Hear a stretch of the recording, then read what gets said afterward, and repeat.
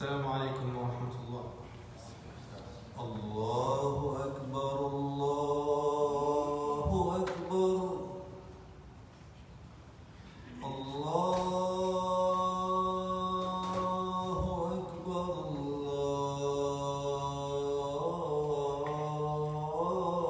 الله أكبر.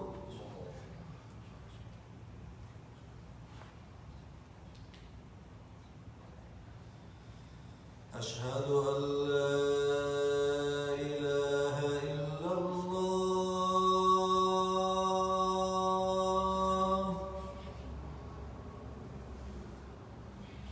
أشهد أن لا إله إلا الله.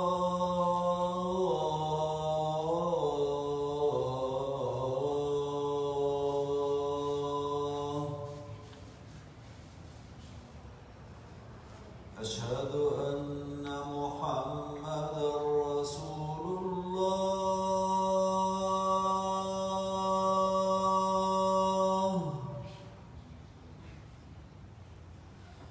أشهد أن محمدا رسول الله.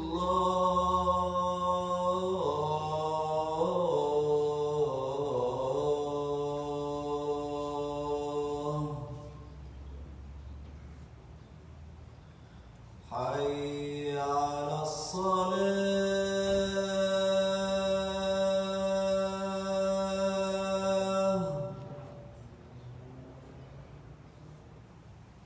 حي على الصلاة.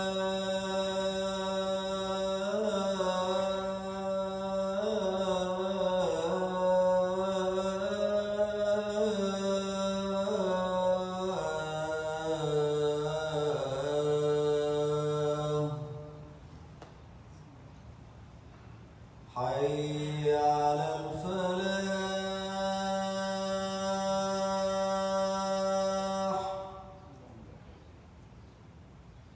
حي على الفلاح.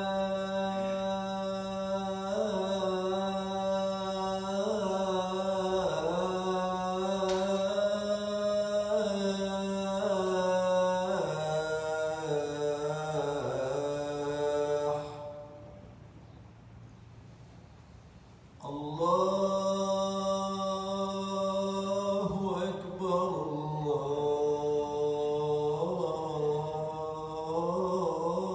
الله أكبر. لا إله إلا الله.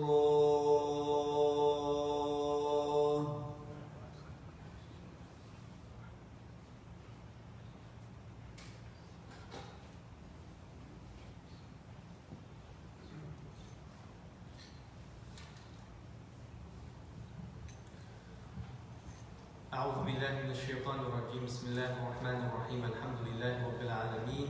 اللهم صل وسلم وبارك على سيدنا محمد وعلى آله وأصحابه أجمعين. سبحانك لا علم لنا إلا ما علمتنا إنك أنت العليم الحكيم. رب اشرح لي صدري ويسر لي أمري واحلل عقدة من لساني يفقهوا قولي. We begin in the name of Allah, most gracious, most merciful. Peace and blessings be upon our Messenger Muhammad sallallahu alayhi wasallam. Peace and blessings be upon his family, upon his companions, upon all of us who are here, and all those who follow him until the end of time.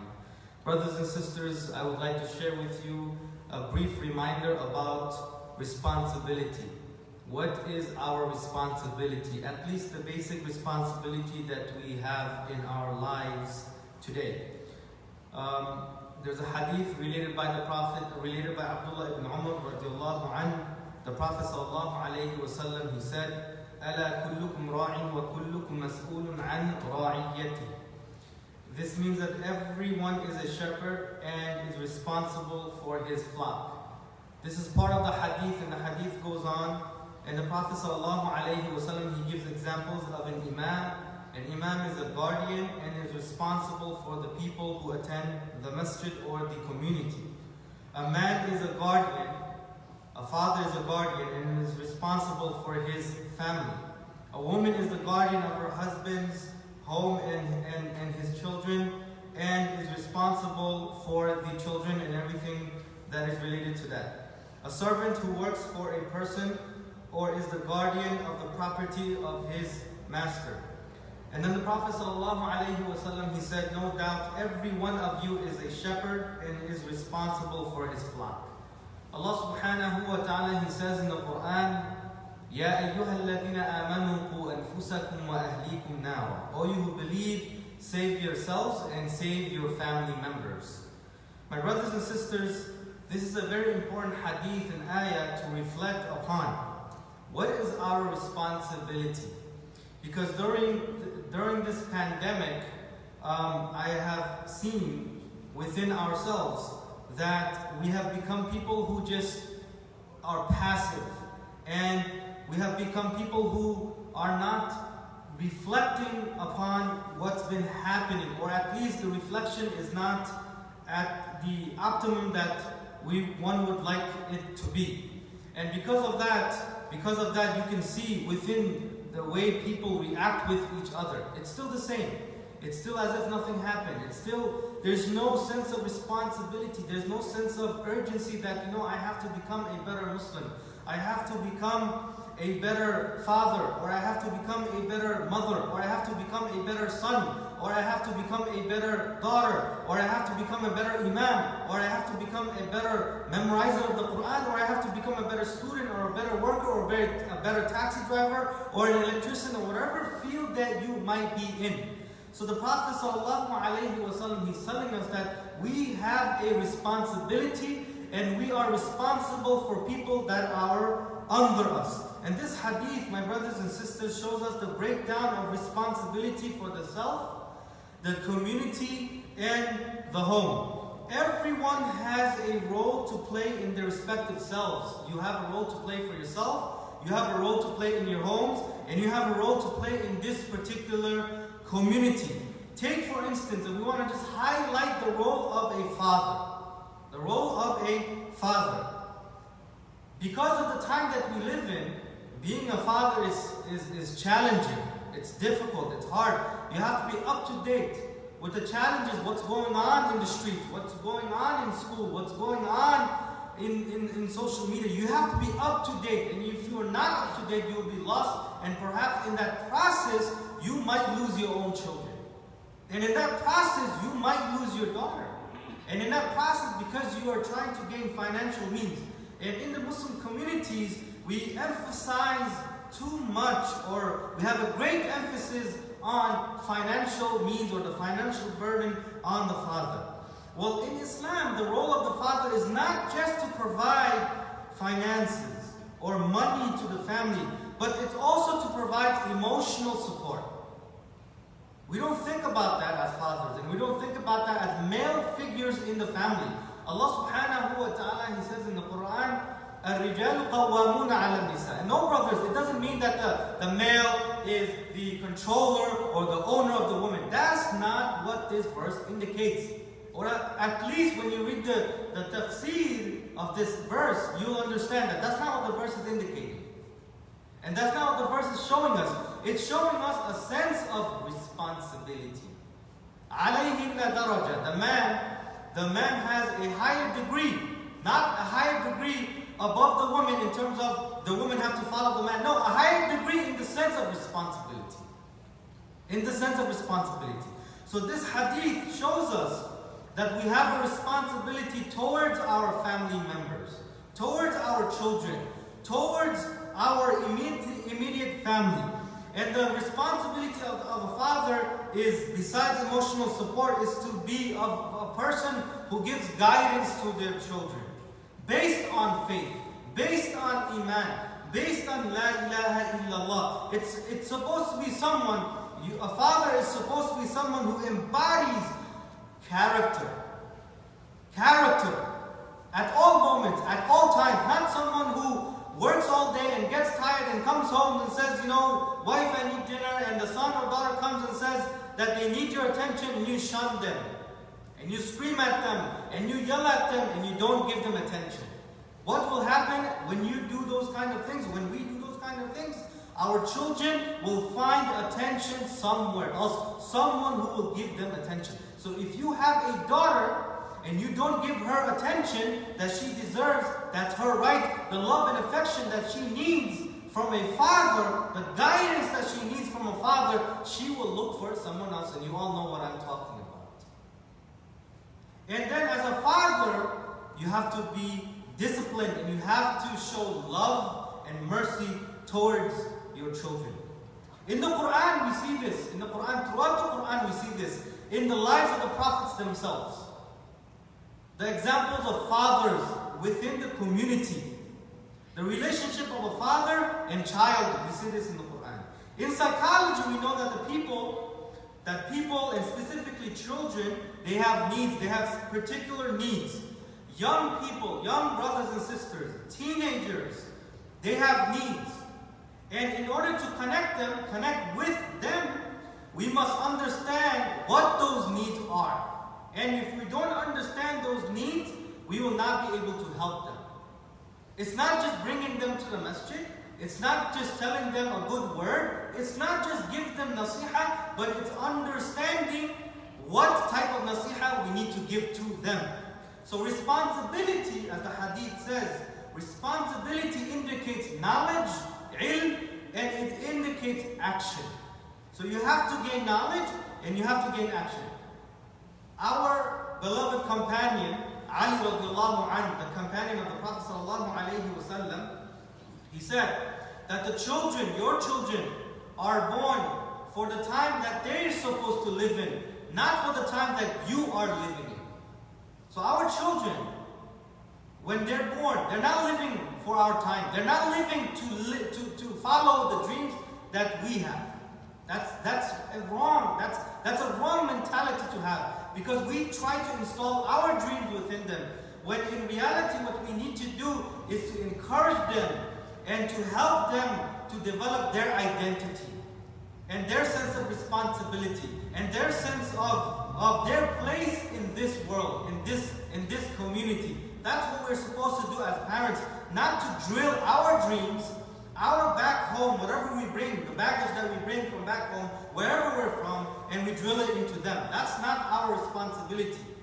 Our responsibility is not just to focus on customs and cultures, because we have millions of people in Egypt to enhance the culture. We have millions of people in Bangladesh to enhance the culture. We have millions of people in India to enhance the culture, the Indian culture. We have millions of people in China to enhance the Chinese culture. We have millions of people in Turkey and so on and so forth to enhance their own culture. But when you come to the United States, when you come to New York City, when you come to Astoria, Queens, there's a different sense of culture that we need to develop and custom that we need to install. Allah subhanahu wa ta'ala, He gives us the snapshots of the father and the son or daughter within the Quran. And you see it firsthand within Luqman alayhi salatu wasalam, the advice that mirrors the highest level of needs, which is transcendence. According to Maslow's theories, the highest level is transcendence. The needs. And what is this needs? A person is motivated by values that go beyond the personal self. And the advice that Luqman alayhi salatu wasalam, the advice that he gives to his son, he teaches faith through an emotional bond. He teaches his son Islam through an emotional bond, and he uses the word Ya Bunayya. And it's a very emotional word that he uses in order to connect with his son. So we see in the Quran that Luqman alayhi salatu wasalam, he teaches about Allah subhanahu wa ta'ala, and he teaches his son about shirk, the dangers of shirk, through an emotional bond. And then the second example we see is within Ibrahim alayhi salatu wasalam, through the different supplication, the different du'as he makes for his son, Ismail alayhi salatu wasalam. And when he sees the dream about sacrificing his son, he approaches his son and he asks his son what he thinks about that dream. Phenomenal, isn't it? Because we don't think about the relationship between Ibrahim as a father and Ismail as a son. We don't think about that. We think about the dream, we think about the sacrifice, we think about, wow, we have to make sacrifices in our lives, but we forget about the relationship that Ibrahim alayhi salatu wasalam had with his son Ismail. How is it that a prophet is able to connect with his son, who is also a prophet? How is it that a son is connecting with his father, and a prophet is listening to his own son? Now, let's pause for a moment and let's think about our relationship with our own children. When our own children, they come to us and they ask us for help, or they want us just to listen. Not to listen to respond, but listen to understand. How many of us listen to our own children in order to understand them, in order to help them? How many of us use that approach? And that's something that we need to think about. And the last example that I want to share with you is Yaqub alayhi salatu wasalam. He exemplified the character of a person, of a father who listened and communicated with his own son, which was Yusuf alayhi salatu wasalam. Yusuf alayhi salatu wasalam, their bond was so strong that whenever Yusuf alayhi salatu wasalam, when he had that dream, he immediately came to whom? He came to his father. Why? Because he had a relationship with his father, even though his father was older. Think about the Prophet alayhi salatu wasalam, the relationship he had with the youngsters, with the young children. The Prophet sallallahu alayhi wasallam, he was in his 40s, 50s, 60s, but yet you have young people coming to him. Young people who are in their teens, teenagers, who are in their 20s and 30s and 40s and 50s. They're coming to the Prophet. They're not looking at the Prophet sallallahu alayhi wasallam as an old man. They're not looking at him as someone who's 50, someone as 60. They're looking at him as someone who is a person, who is a model, who is a person who is going to guide them. The Prophet sallallahu alayhi wasallam, he used to kiss his grandsons. He used to make his daughter feel special. He used to stand up and he used to make his daughter sit down in his place. And he used to carry his own daughter in salah. His own daughter in salah, he used to carry her. What does this exemplify? What does this show us? It shows us a sense of responsibility that we have as fathers towards our children that needs to go beyond just giving them money and giving them clothing and giving them food. It has to go beyond that. It has to go beyond that, and we need to understand that we need to be there for them, whether they make mistakes, and also when they fulfill their obligations. أقول قولي هذا وأستغفر الله ولكم فاستغفروه إنه هو الغفور الرحيم.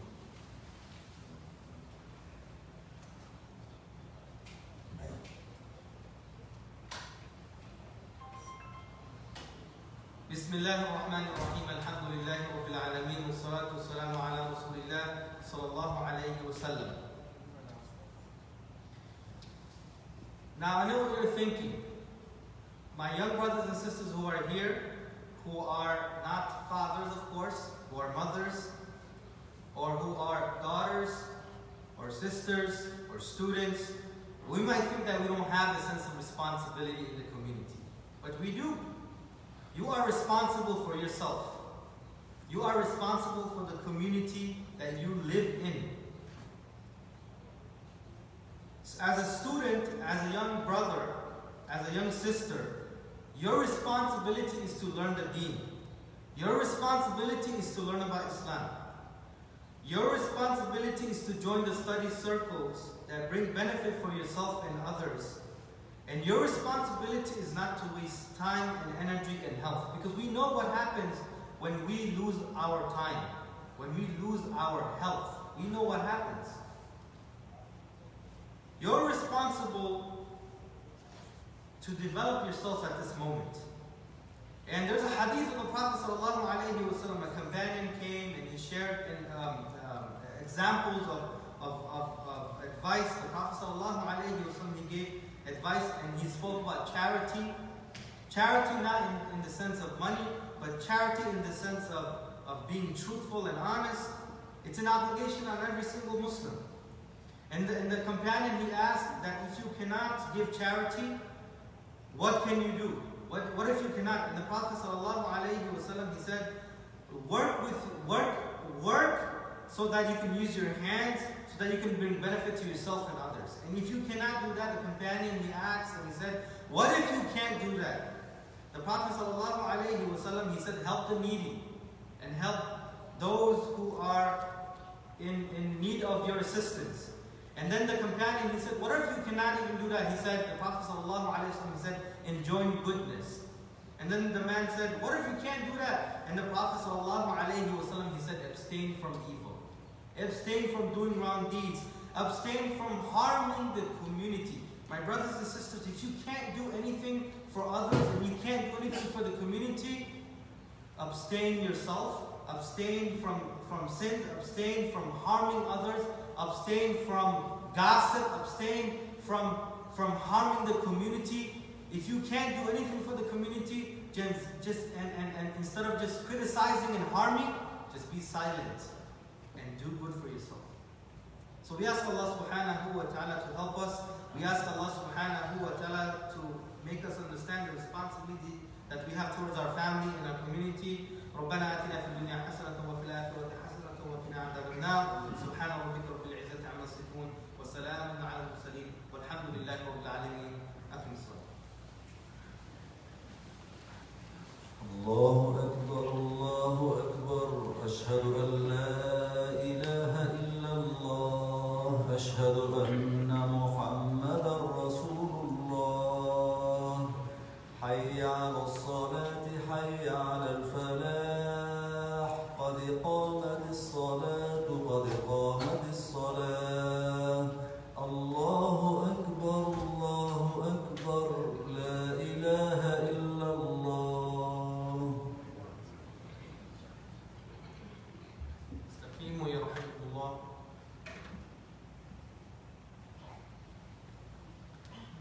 الله أكبر.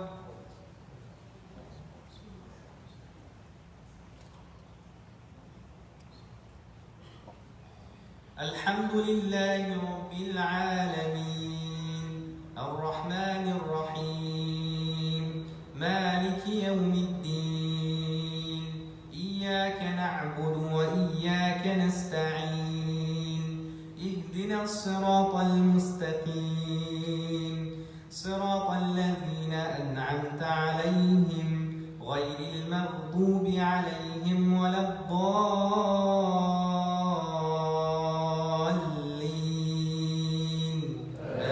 آمين. إذا جاء نصر الله والفتح ورأيت الناس يدخلون في دين الله أفواجا فسبح بحمد ربك واستغفره إنه كان توابا. الله أكبر.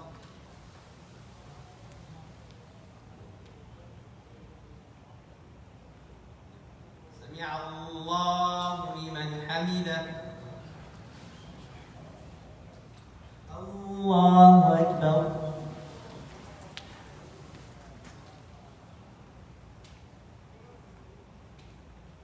الله أكبر. الله أكبر.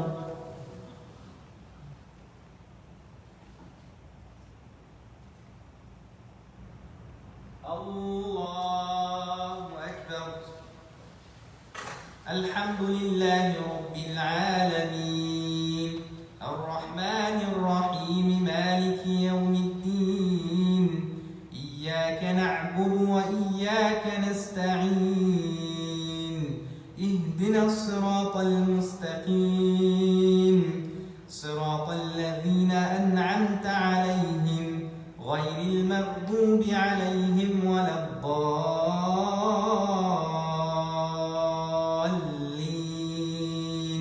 آمين. قل هو الله أحد الله الصمد لم يلد ولم يولد ولم يكن له كفوا أحد. الله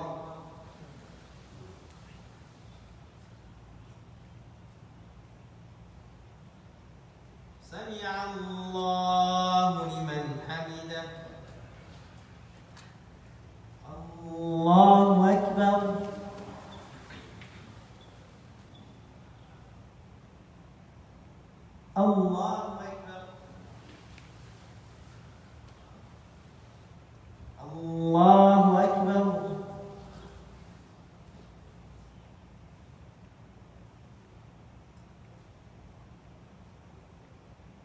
الله أكبر.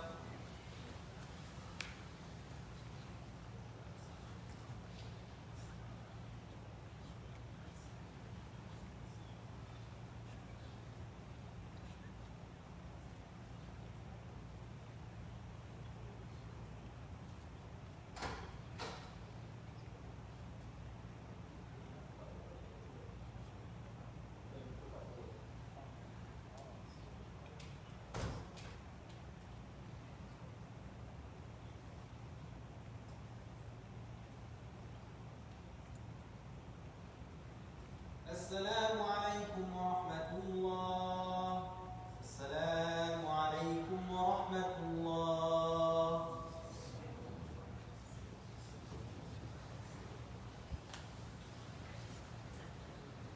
Assalamu alaikum, brother.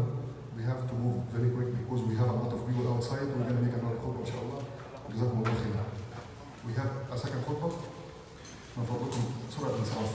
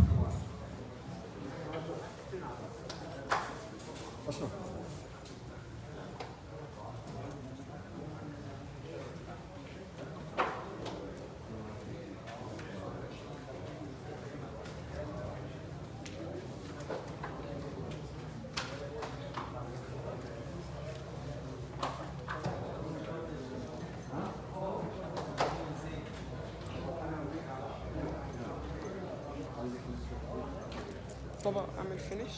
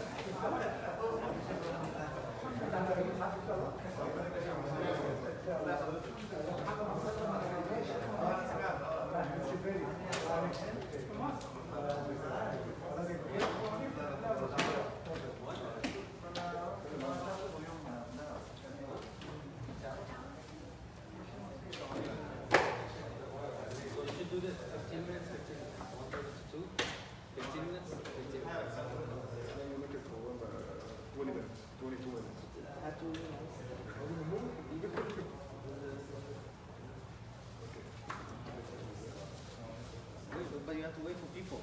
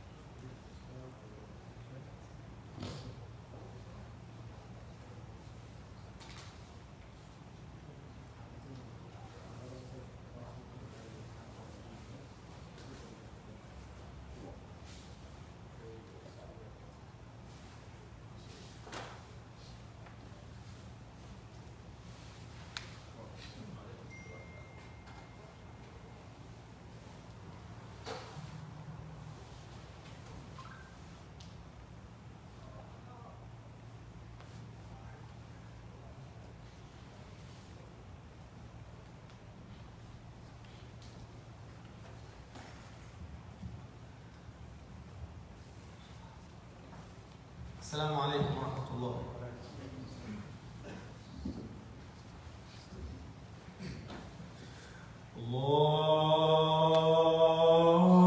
الله أكبر الله أكبر الله أكبر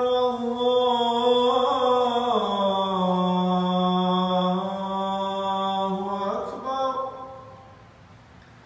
أشهد أن لا إله إلا الله.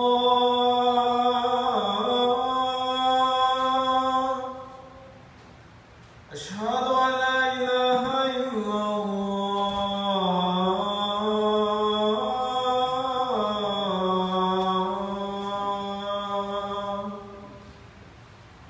أشهد أن محمدا رسول الله.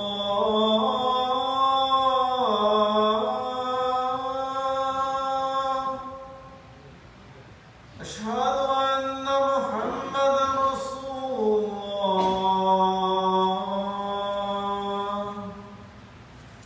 حي على الصلاة.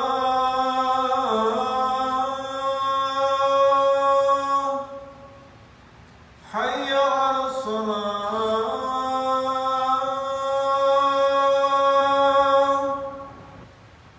حي على الفلاح.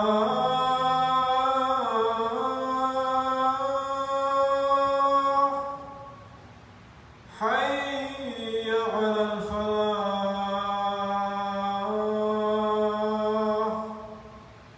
الله أكبر الله أكبر.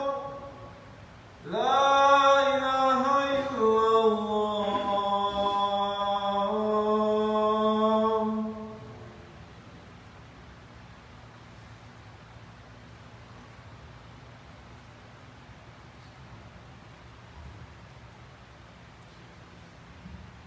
أعوذ بالله من الشيطان الرجيم. بسم الله الرحمن الرحيم. الحمد لله رب العالمين والصلاة والسلام على رسول الله وعلى آله وصحبه أجمعين.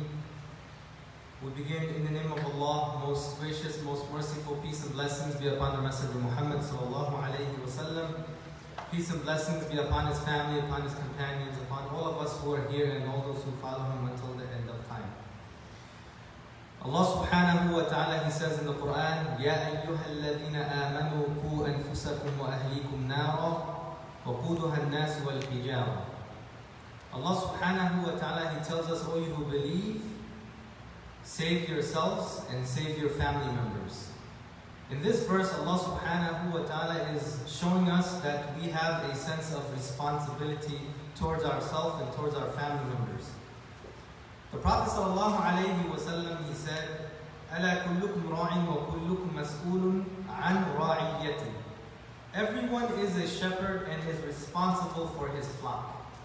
In other words, every one of us here has some type of responsibility and has some type of power. The Prophet ﷺ in this very particular hadith gives us different examples. The hadith shows us the breakdown of responsibility for the self, the community, and the home. He tells us ﷺ that an imam is a guardian and is responsible for the people of a masjid and the community.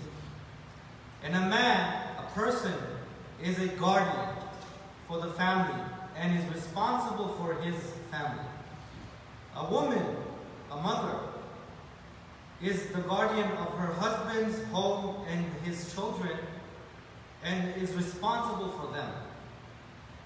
A servant who works for a person is also a guardian of the property of his owner or master. And the Prophet ﷺ at the end of the hadith says, no doubt every one of you is a shepherd and is responsible for his flock. So what does it mean to be a shepherd? It means to guide someone. It means to help. It means to be that light.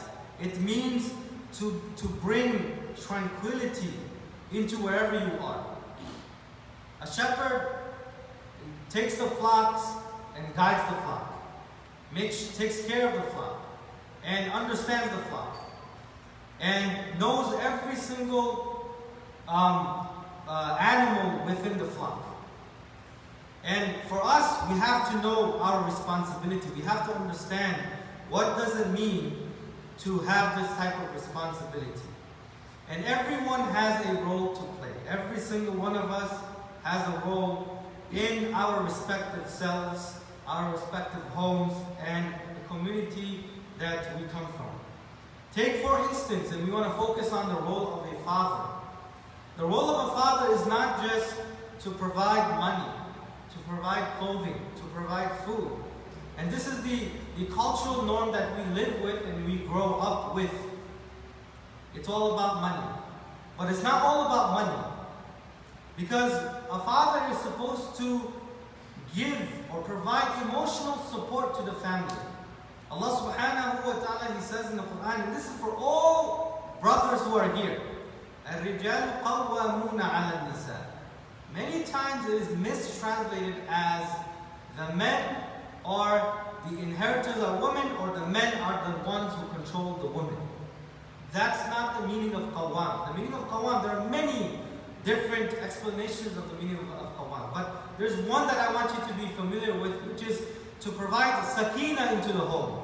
The father, the male figures, are the ones, they provide sakina, they provide tranquility, they bring a hope into the household. When there's chaos and there's confusion and the family needs someone to guide, the father is the one that does that.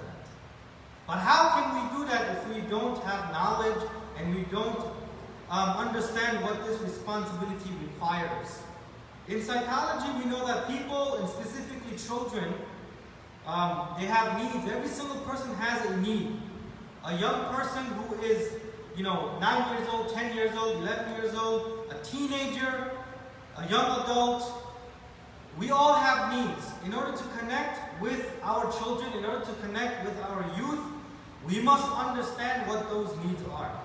And Allah subhanahu wa ta'ala, He gives us these snapshots throughout the Quran, throughout the prophets, of how they communicated with their own children, how they communicated with their sons, how they communicated with people in general. And one example is from the life of Luqman, alayhi salatu wasalam, teaching faith, teaching about Allah through an emotional bond, by using words of affection to his son, by saying, Ya Bunayya. And we all know what that means because we've heard it so many different different ways in different times. But the point here is the way he used the words in order to call his son, in order to bring affection to his son, in order to get the attention of his own son. We know the example of Ibrahim alayhi salatu wasalam when he supplicated and prayed for his son Ismail. And he didn't just pray for his son Ismail, but he had this bond, this relationship with Ismail alayhi salatu wasalam, to the point where Ibrahim, a father, a prophet, he had a dream, and he approached his son to tell him about that dream, to ask him, son, what do you think about this dream? Because Allah has commanded me to sacrifice you in my dream. We get lost in the details, but we forget about the importance within that particular incident. Yaqub alayhi salatu wasalam, he exemplified character and fatherhood, who listened to his son. When Yusuf alayhi salatu wasalam, he had a dream and he came to his son, he came to his father, Yaqub alayhi salatu wasalam, and told him about the dream that he had. And Yaqub alayhi salatu wasalam, he was a prophet. He didn't say, son, I'm a prophet, I know what I'm talking about, you have to listen to me. No, he listened to Yusuf alayhi salatu wasalam. Not to respond, not to just give him some advice, but to listen. To listen to him and to see where he is coming from. Our beloved Messenger sallallahu alayhi wasallam, when his own two grandsons, when they were missing from the masjid, and they were looking for them, and they were panicking, the Prophet sallallahu alayhi wasallam, he went out to look for him, for his grandsons. And he saw that someone found his grandsons next to a snake, and the snake was going to bite them. As any father, as any grandfather, you know, when we see our children, we might want to scold them right away and tell them, you know, why did you leave the house? Or why did you go over there? Didn't I tell you not to do this? Didn't I tell you? Didn't I tell you? Didn't I tell you?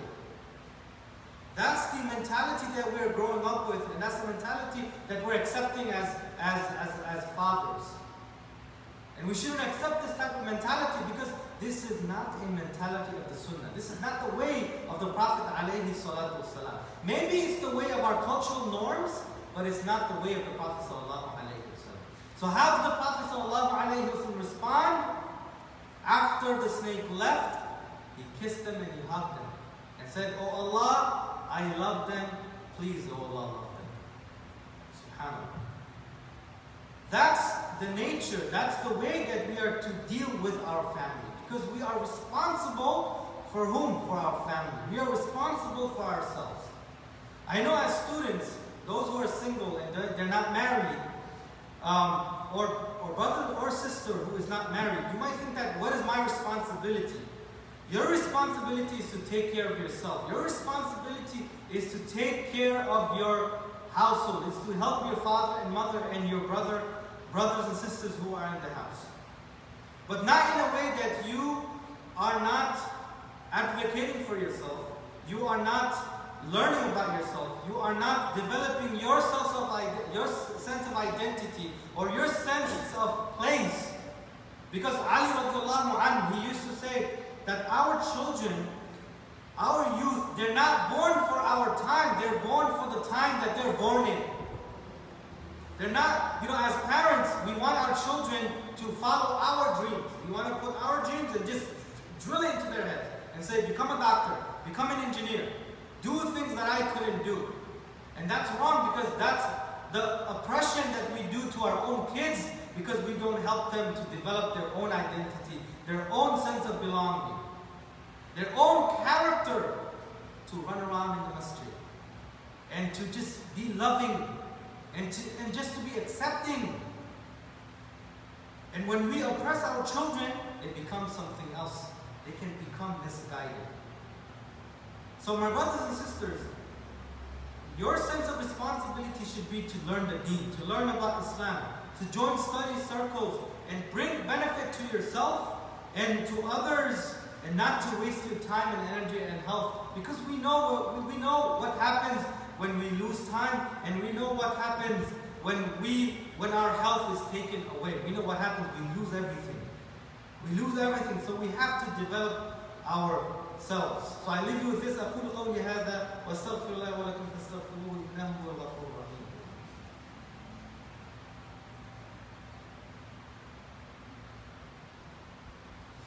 Bismillahir Rahmanir Rahim. Alhamdulillahi Rabbil Alameen. Wassalatu wassalamu ala Rasulillah wa ala alihi wa ashabihi ajma'een. Brothers and sisters, Abu Musa radiallahu anhu reported that the Prophet sallallahu alayhi wasallam said, giving in charity is an obligation on every single Muslim. Giving sadaqah is an obligation. So if you can give in the path of Allah, give. Another companion, he said, what if you cannot give in the path of Allah? What if you cannot do sadaqah? And sadaqah here doesn't just refer to money, but it refers to good actions that you might be able to do, or you might not be able to do. Because the companion, he asked and he said, what if you cannot give sadaqah? And the Prophet ﷺ said, let him work with his hands and bring benefit to himself and others. And the companion, he said, what if you cannot do any of that? And the Prophet ﷺ, he said, assist the needy. Assist those who are in need of your help. And then the companion, he said, what if you cannot do that? And the Prophet ﷺ, he said, enjoin good. Talk about good. Tell people to do good. Say something good. What if you cannot even do that? Because there are people, when you know, there are people who can't even say good words sometimes. And we know it's a bad habit. What can you do? Of course, you can do many things. But what can you do if you cannot enjoin good? The Prophet ﷺ, he said, abstain from evil. Stop the sins. Stay away from evil. And when you stay away from evil, there's another hadith that the Prophet ﷺ, he said, when you stay away from evil, the Prophet ﷺ, he said, that will be sadaqah for that person. And in another hadith, the Prophet ﷺ, he said, and this is very profound, he said, don't harm yourselves. So if you can't do anything, you can't do anything for yourself. I mean, in terms of like physical action, like give sadaqah or something like that. You can't do something for your brother or sister. You can't do something for the community. You can't, you can't say a good word. Then don't harm yourself. Stay away from sins. Stay away from sins so that can be a sadaqah for yourself. That can be a way of coming closer to Allah subhanahu wa ta'ala. So my brothers and sisters, we have a responsibility. And the Prophet ﷺ, he tells us the different sets of responsibilities that we have. And we have to understand what these responsibilities are so that we can become better Muslims. And we can stand in front of Allah in a positive manner. We ask Allah subhanahu wa ta'ala to help us and guide us. ربنا آتنا في الدنيا حسنة وفي الآخرة حسنة وقنا عذاب النار سبحان ربك رب العزة عما يصفون وسلام على المرسلين والحمد لله رب العالمين. أقم الصلاة.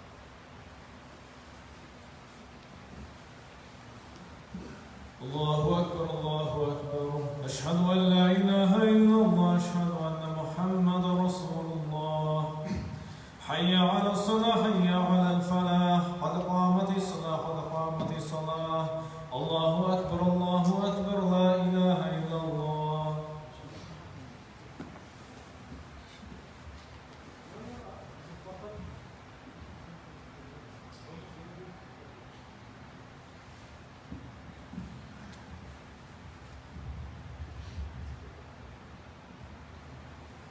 الله أكبر.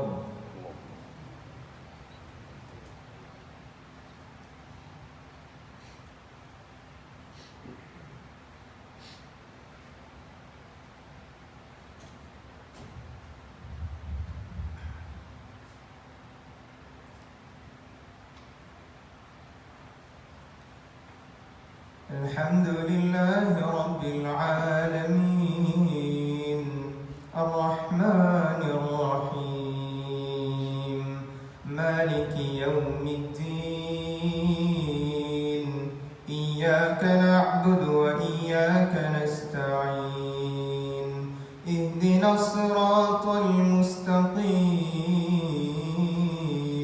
صراط الذين أنعمت عليهم غير المغضوب عليهم ولا الضالين.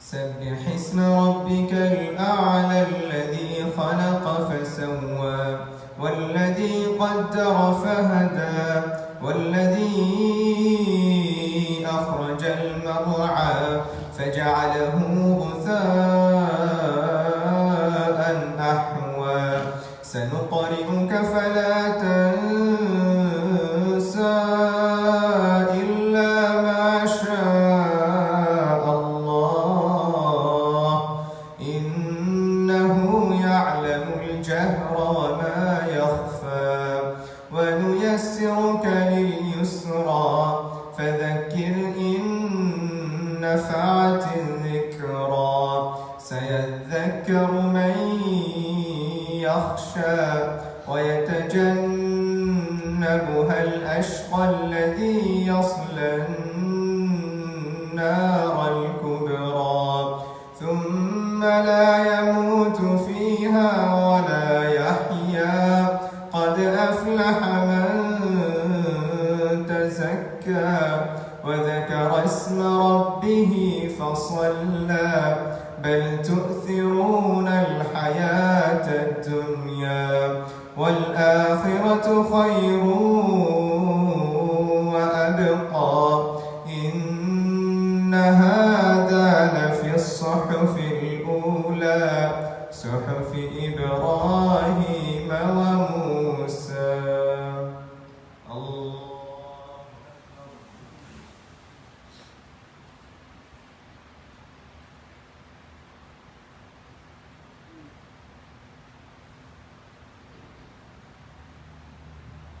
سمع الله لمن حمده.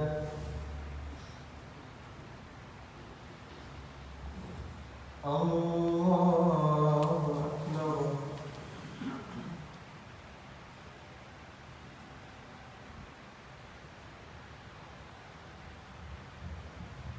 الله أكبر.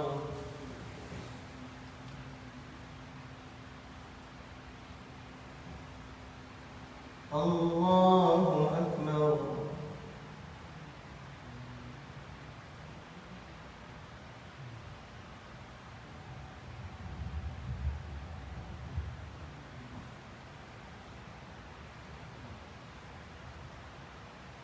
الله أكبر.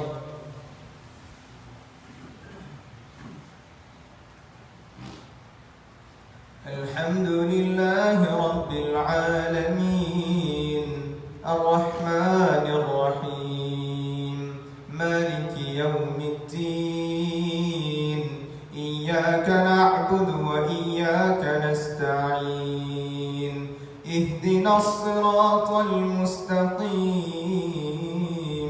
صراط الذين أنعمت عليهم غير المغضوب عليهم ولا الضالين.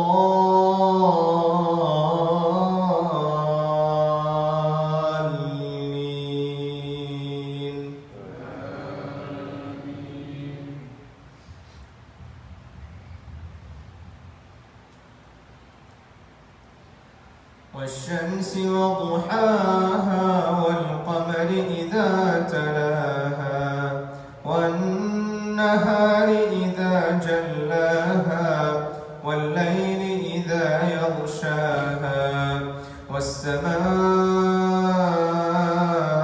وما بناها والأرض وما طحاها ونفس وما سواها فألهمها فجورها وتقواها قد أفلح من زكاها وقد خاب من دساها كذبت ثمود بطغواها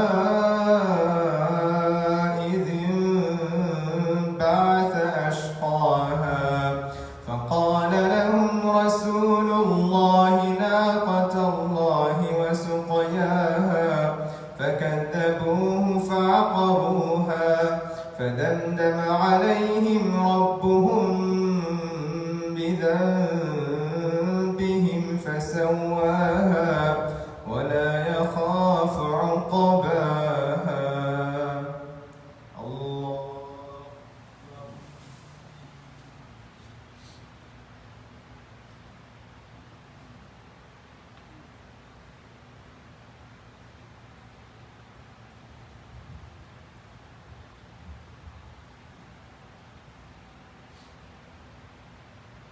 سمع الله لمن حمده.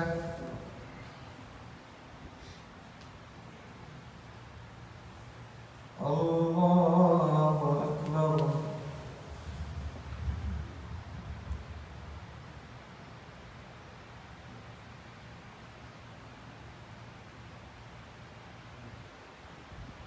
الله أكبر.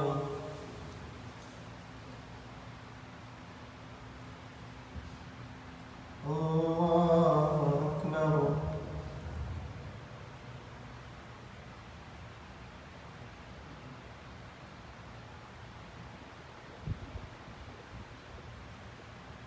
الله أكبر.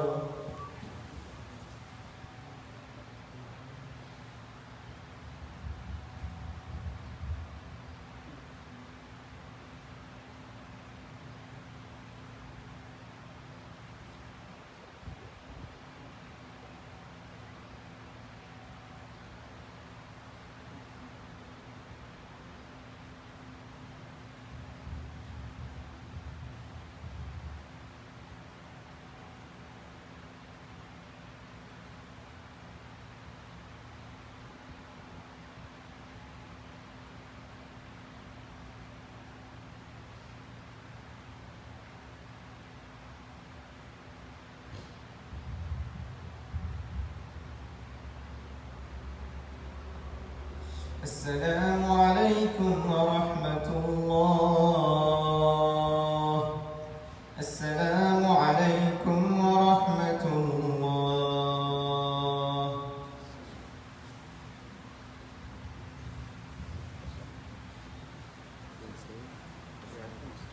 Assalamu alaikum wa rahmatullahi wa barakatuh. Thank you for your patience to wait outside in this hot weather. Inshallah, next Friday we're gonna make 2 khutbah. The first khutbah will be 1:30.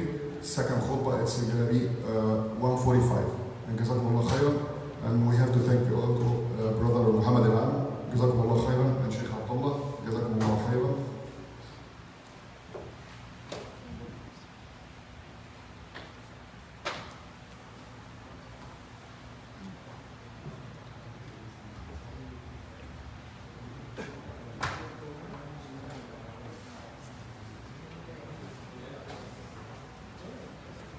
And I'm back. Don't leave without me, okay? Because I want to hang out with you guys. That's fine.